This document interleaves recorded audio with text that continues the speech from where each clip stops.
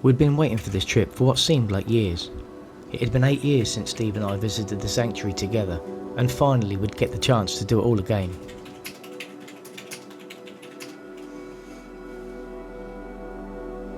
It was still a few weeks until the trip, and the days seemed to drag.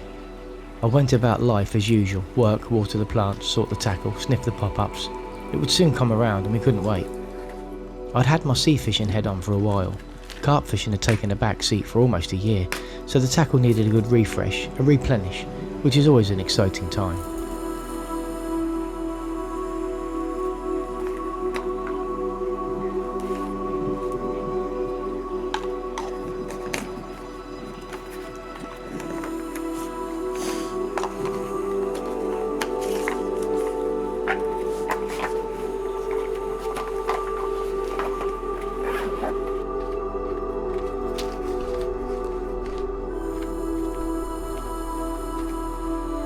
The day came, work finished, and after tea I made my way to Steve's. The plan was to sort the gear and load the car. This vehicle was a touch smaller than the last one, so our best Tetris skills were required, but we managed somehow.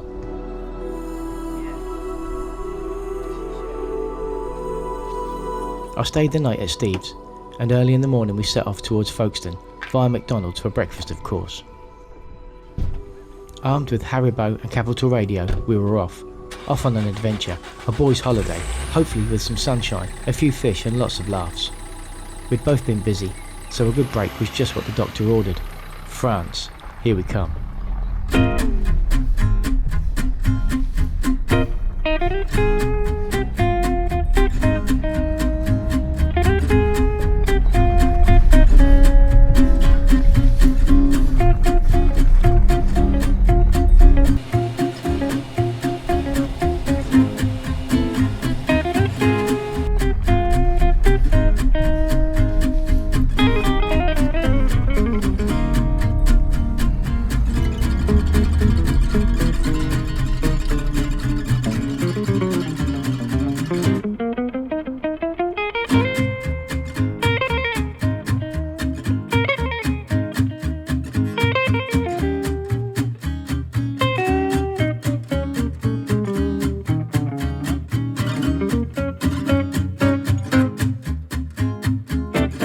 The terminal looked busy, but we soon got through and even managed to get on a slightly earlier train, which is always a bonus.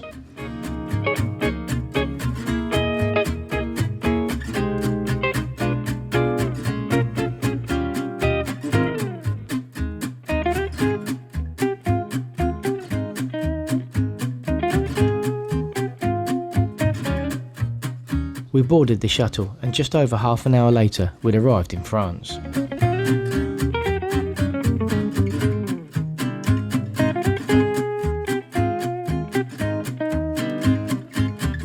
We stopped a few times on the way. We were in no rush, we were there a day early and were booked into a campsite just an hour or so from Adams for the night. The idea being that we'd arrive the following morning fresh, having not travelled through the hours of darkness. A coffee here, a snack there, and a few times we stopped just to look at water, rivers and lakes. There's so much to explore in France. I guess you could spend a few weeks here just fishing various pieces of water until you get turfed off and then go find another. We arrived at our destination, set up camp and chilled. It was a no-brainer, stopping the night before at a campsite, just a short drive from the venue. The campsite was stunning too, nestled in a fork of the River Seine. There just happened to be a European Classic Audi convention going on that weekend, which was cool. There were some lovely old cars on show.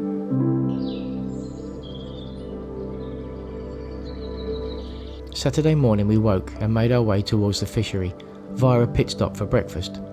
We had a little over an hour and a half left to drive, and plenty of time, so we took a very scenic and leisurely route to the lake.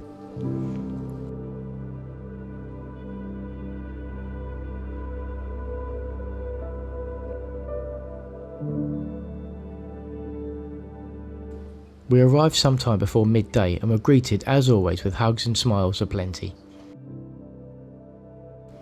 The hospitality at the sanctuary is first class. It always has been and always will be. Adam filled us in on what had been happening, what had been caught and from where. It was lovely to see Adam and his family again, and after a cuppa at the house, we made our way to the lake.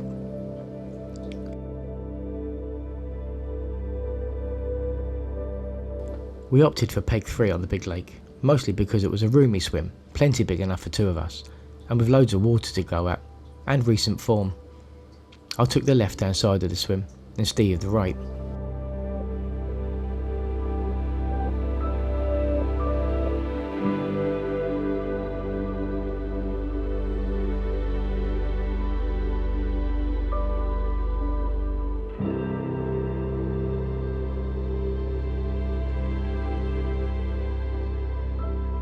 We quickly set about making camp for the week. First job was to knock up some spod mix, boilies, pellets and maize, nothing too complicated, simple methods but effective ones.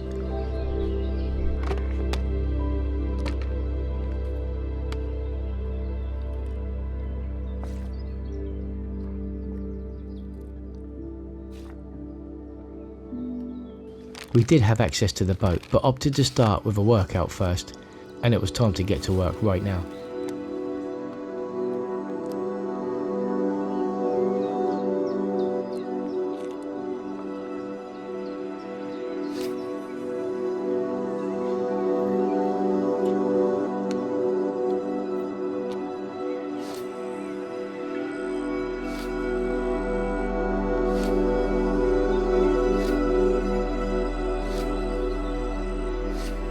Dusk fell on our first night and excitement levels were huge. We had a whole week ahead of us. But I know just how quickly it goes, so every second was enjoyed. I was woken sometime after midnight with the first fish of the trip. A lovely clean mid-30 mirror. What a great start. If this was the shape of things to come, we were in for a treat. As I released the fish, I gently whispered, "Now go tell your friends. I'd like to meet them too. All of them." With the fish returned and the rod back out, I returned to my pit and drifted back off to sleep.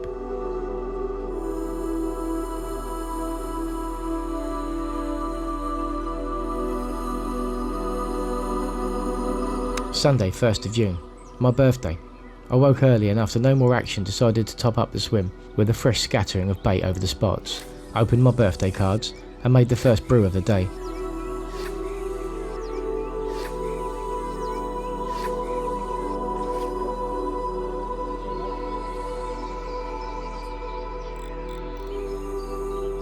The morning was pretty slow for me, but on Steve's side of the swim there was a flurry of activity. The first fish was a mid-double common, followed swiftly by this beautiful 25-pound common. Steve also captured this great piece of footage of a koi poo swimming underneath his rods.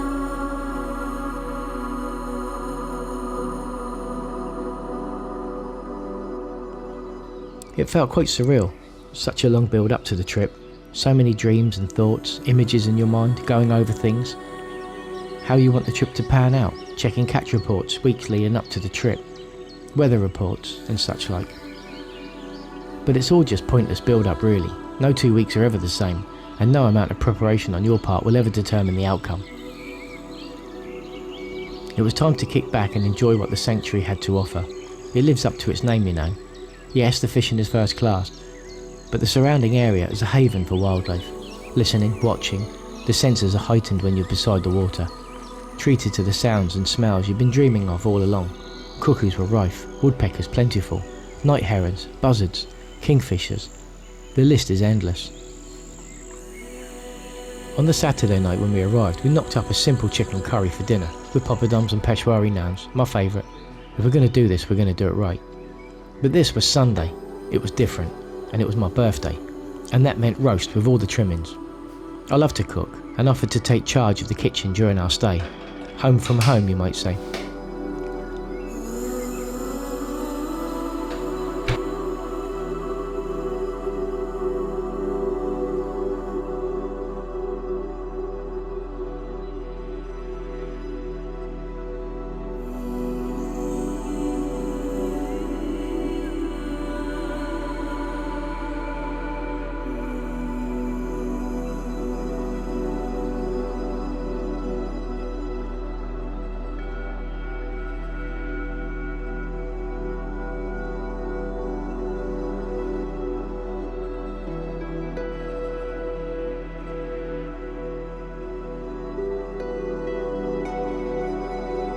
Lunch was a success, plates were emptied and bellies were full.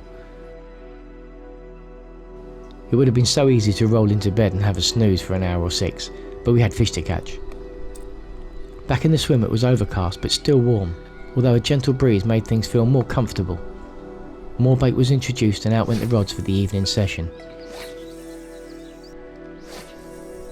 I kicked things off in the night with a lovely mid-20 mirror, followed by a couple of smaller fish. So far so good. The plan was to slowly build the swim for a big hit later in the week.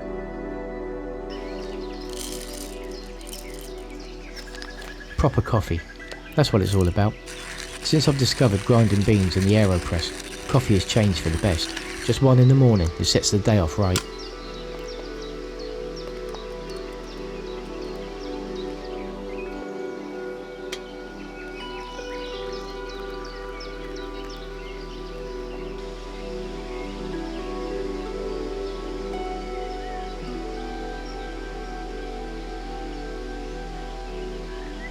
A splash of milk and a generous spoonful of sugar, that's how I like it.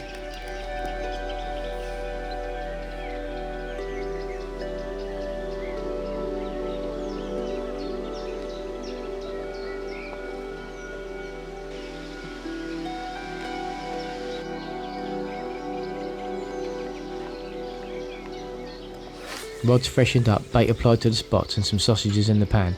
It's what mornings are all about.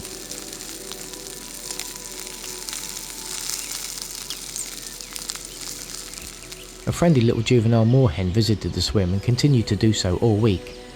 Eventually he brought his siblings along for a free breakfast. Who wouldn't?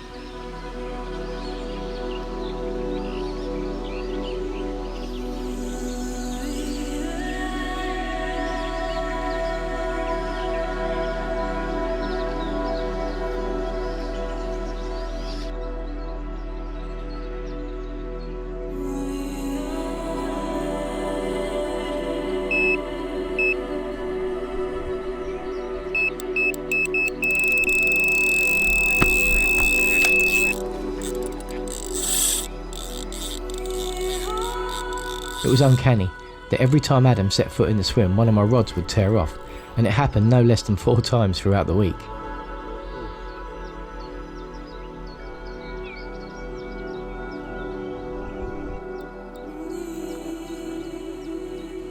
Steve did the honours with the net, and another chunky mirror carp brought a massive smile to an already grinning boat race.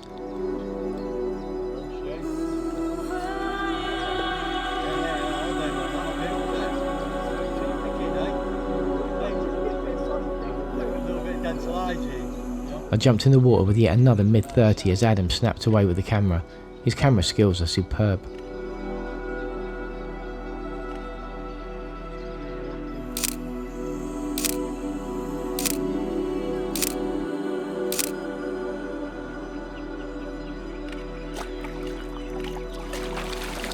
Soon after returning the fish, I was into a long, lean and very hard fighting mid-20 mirror, a fish I'd recognise again in the future. Throughout the middle of the day, the swim fell quiet, and shortly after 4 we headed to the lodge for tea. Mac and cheese this time around, with plenty of cheese too, Emmental, cheddar and a few balls of mozzarella. A veritable cheese overload, with some little garlic crostinis thrown in for good measure.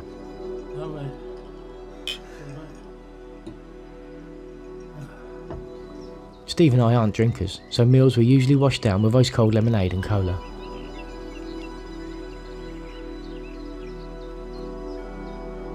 We arrived back in the swim, stuffed and stinking of garlic and cheese, attached the hook baits to our rigs and got the rods back out on their respective spots.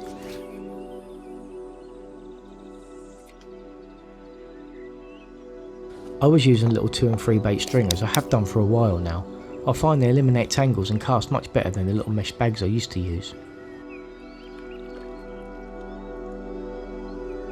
A quick dip of the rings and the spool in the lake to help with smooth casting, and out towards the dead tree on the far bank. A comfortable range of 17 wraps was chosen and seemed to be working. The fish we'd had so far had come from a gap between the 2 islands in front of us, so we decided to fish 2 rods each into this area. There was more than enough room. It didn't take long at all. The bobbin pulled up slowly and the rod tip arched round, and line began to spill from the reel. It was so exciting. I actually think that the initial take and the releasing of the fish are the best bits. It was another epic fish, this time just over 32 pounds. Only this one didn't quite fancy being filmed, flipped and darted off between my legs. Yes, I was slightly pissed off at first, but soon realised it was only Monday and we still had plenty of time ahead of us. It was a productive night for me, landing several carp from mid-20 to 36 pounds. Steve's side of the swim, however, was slow, something we'd have to remedy in the morning. With that said, he was just as pleased as I was with each capture, never once complained, and shared the moments with me as any good friend would.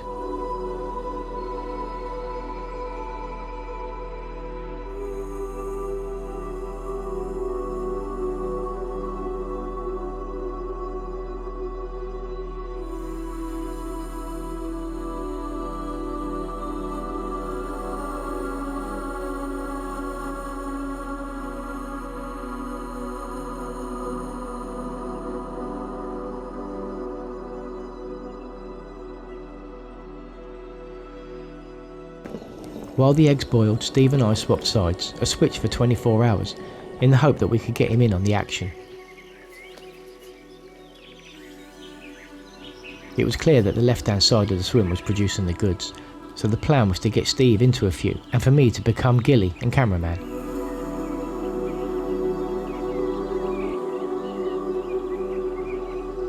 The carp put on quite an aerial display that morning, with multiple shows coming from all over. It was very encouraging.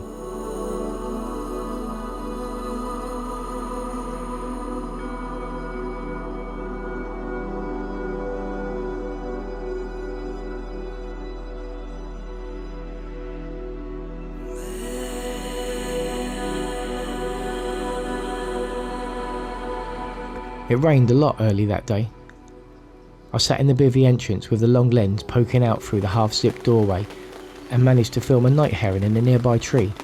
Such beautiful birds and something we rarely see in the UK.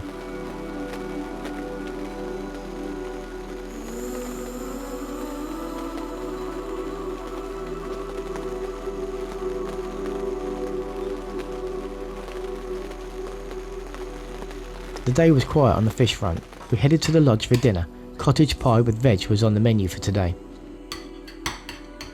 I say menu as that's exactly what it was.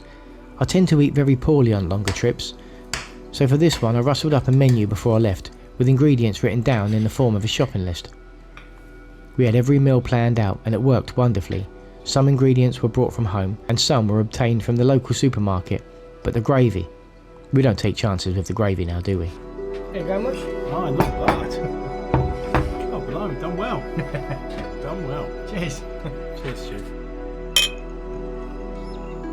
Back in the swim after tea, we were pestered with diving ducks picking up our hook baits. We'd hoped they'd turn it in after dark, but were up to single bleeps for most of the night.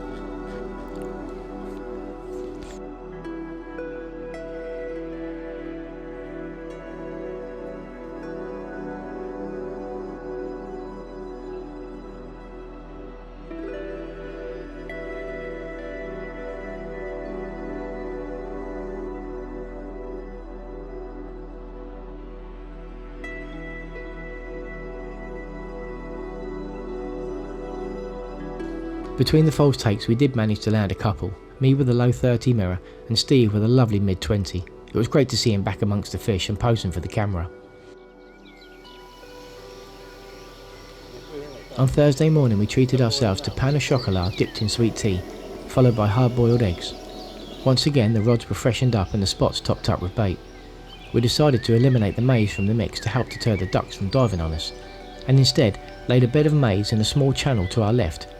This proved a good move, and for the rest of the trip we were at peace.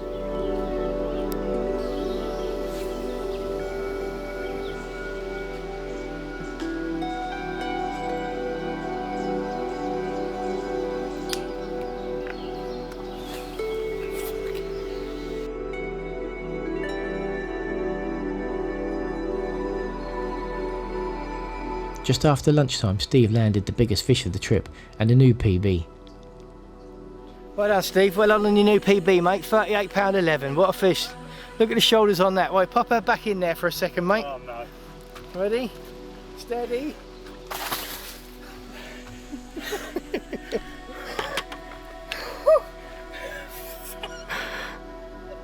Oh shit, I wasn't recording.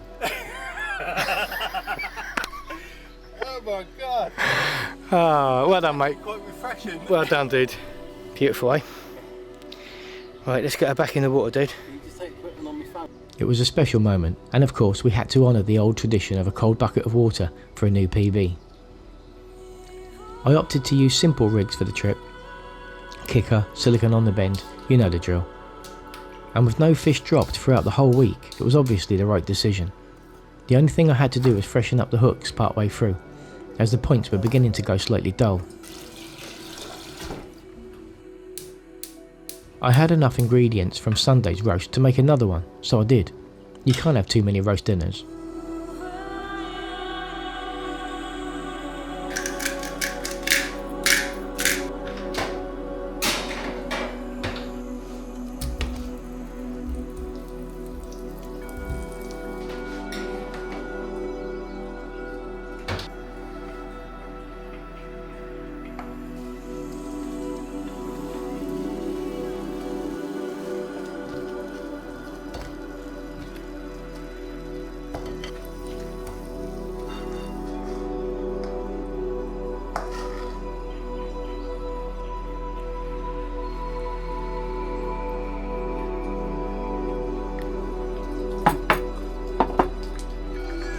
Tuck in.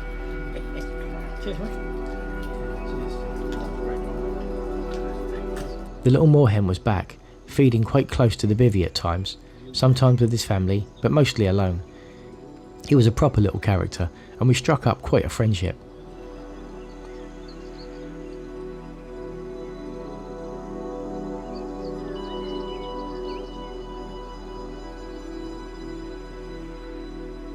Dusk came, and with it came rain, as the sun set on another wonderful day at the sanctuary fishery.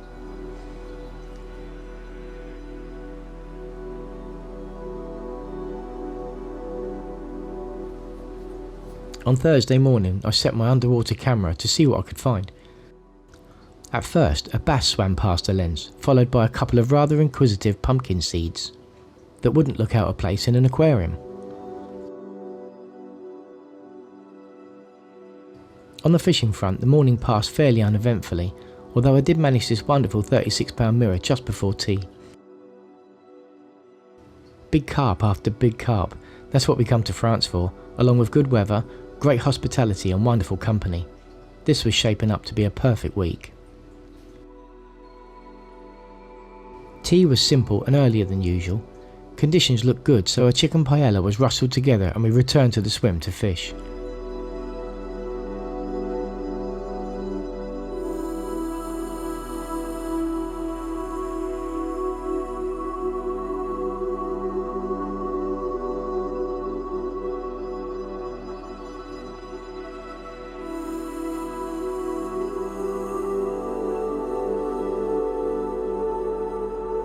Once again Adam came to see us, and once again my rod was away. Another stunning turbocharged mirror of 35 pounds was banked, and the water shots commenced.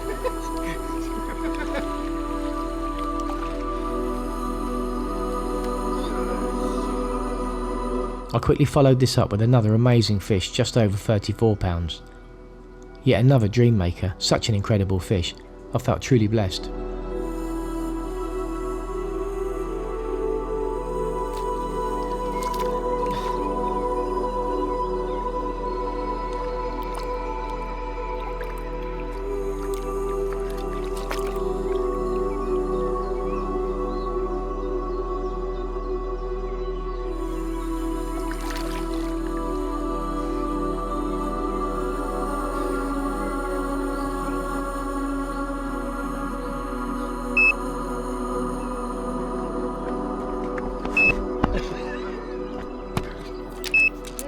A smaller but very beautiful mirror came just on dusk as clouds filled the sky.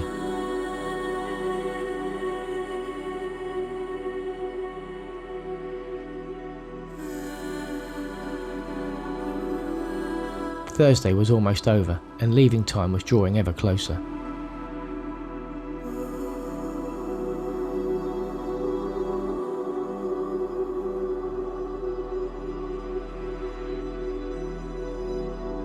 Friday. This was to be our last day, as we decided to keep the rods in that night and to leave on Saturday morning as fresh as possible. A simple continental breakfast, noodles for lunch and a barbecue in the swim for dinner. We wanted to fish as much as possible on our last day.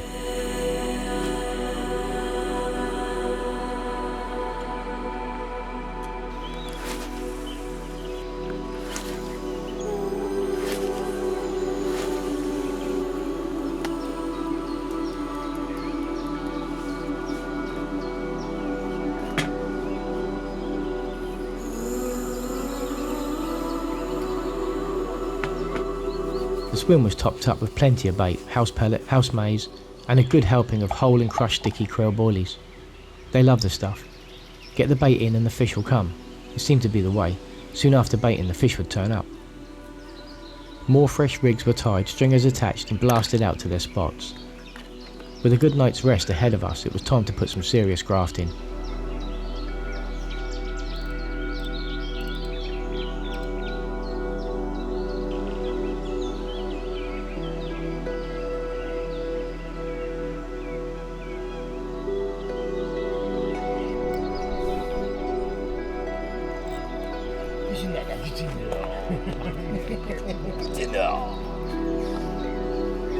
First fish of the day was this mind-blowing 34-pound mirror. What a way to start the final day of our stay. A beautiful high-backed fish, with one large scale on its flank, a proper boilie muncher.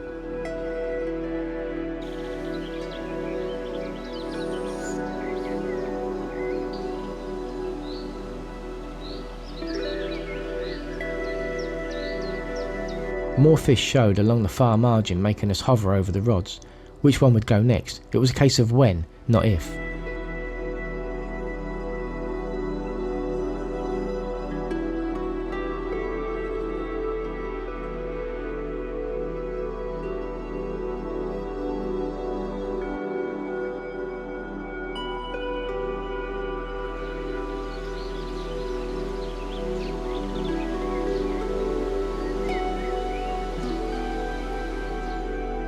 Steve was next with this glorious mirror just shy of 35 pounds. The averages for the week were silly, and all this just a few weeks after spawning.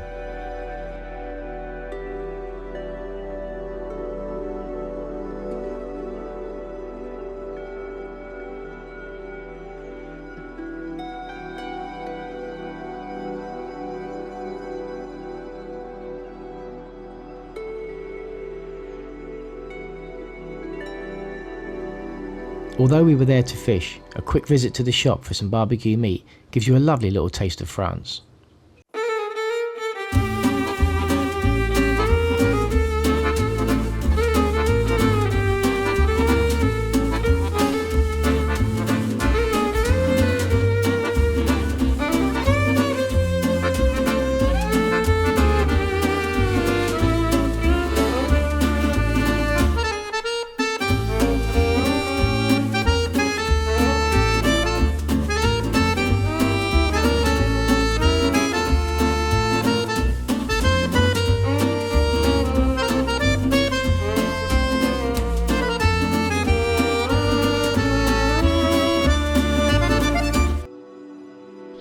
Back in the swim and the action continued. Rest in the swim for an hour while we visited the shop for meat seemed to have done the trick.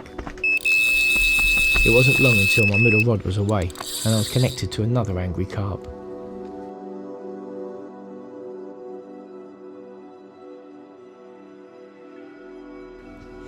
A lovely long mid-20 mirror was next for me, and this was backed up with another little darling of similar size.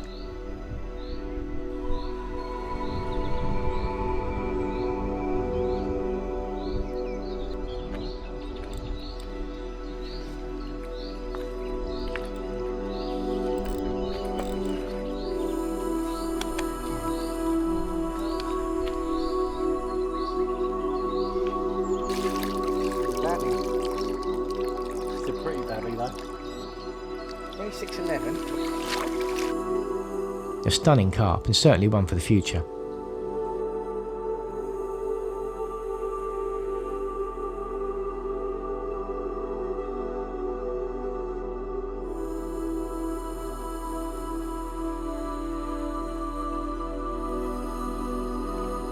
it was back to work with the spawn. We had no problem baiting up over the rods.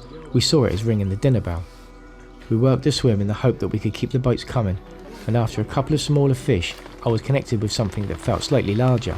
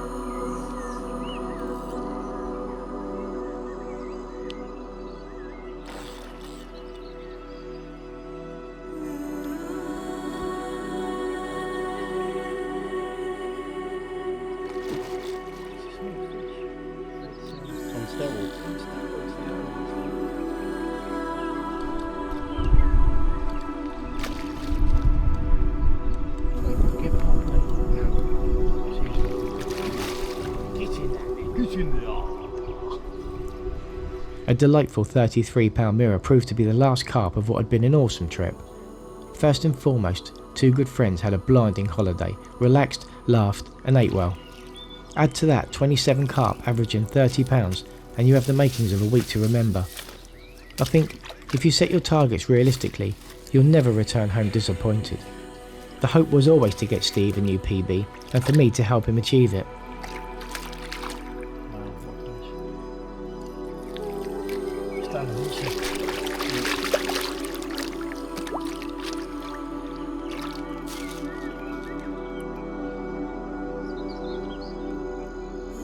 Two on each barbecue, see? We'll let them go white and then let them die down a little bit. The pork steaks we opted for were huge and smothered in honey barbecue sauce. They were delicious. The sunset was pretty spectacular too, as we listened to the Sanctuary soundtrack well into the night.